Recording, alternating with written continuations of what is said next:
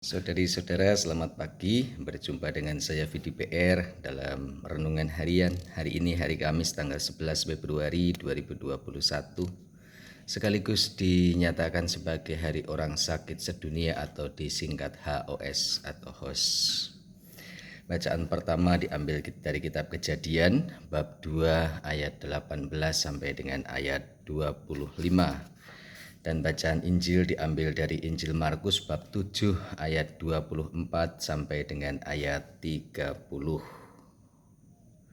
Apa isi bacaan pertama dan apa isi bacaan Injil?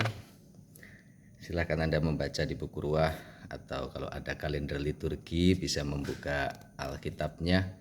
Kejadian bab 2 ayat 18 sampai 25 itu. Tuhan Allah bersabda, tidak baik kalau manusia itu seorang diri saja. Aku akan menjadikan penolong baginya yang sepadan dengan dia. Lalu ayat berikutnya Tuhan mulai menciptakan makhluk-makhluk hidup yang lain, hewan-hewan, dan Tuhan memberi kuasa untuk manusia itu memberi nama kepada masing-masing makhluk ciptaannya. Hewan-hewan, tumbuh-tumbuhan, dan lain-lain. Semua yang diciptakan Allah diserahkan kepada manusia, dipercayakan kepada manusia agar manusia dalam tanda kutip berkuasa memberi nama. Ini dikandung maksud untuk mengatur, untuk menata, untuk memanage. Bukan dalam arti kuasa itu kepemilikan atau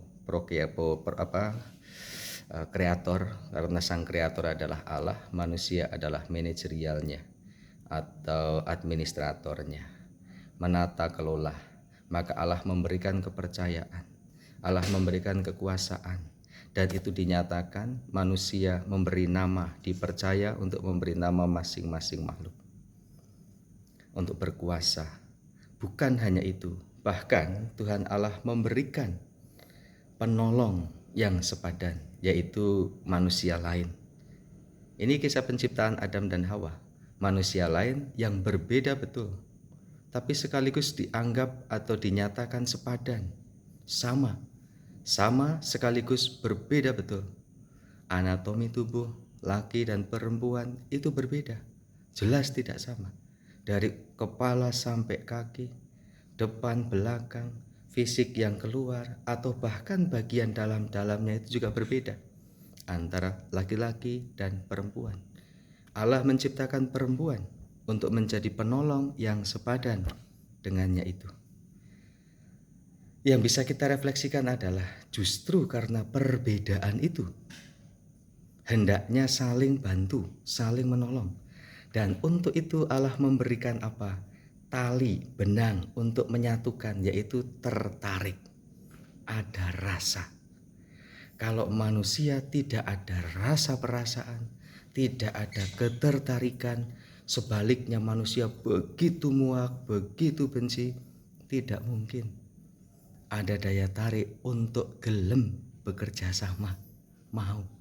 Maka Allah menciptakan rasa itu, daya tarik itu, agar yang berbeda, baik secara anatomi tubuh maupun perbedaan-perbedaan yang lain, ada satu sama lain daya tarik sehingga bisa bekerja sama. Kalau kita mau jujur, ini kita bicara soal jujur. Orang bekerja sama, senang bekerja sama kalau merasa cocok. Kalau aku tertarik, ada ketertarikan. Entah ketertarikan karena pribadi, karena orang, karena fisik, karena lain-lain, itu urusan lain. Tapi ada daya tarik itu.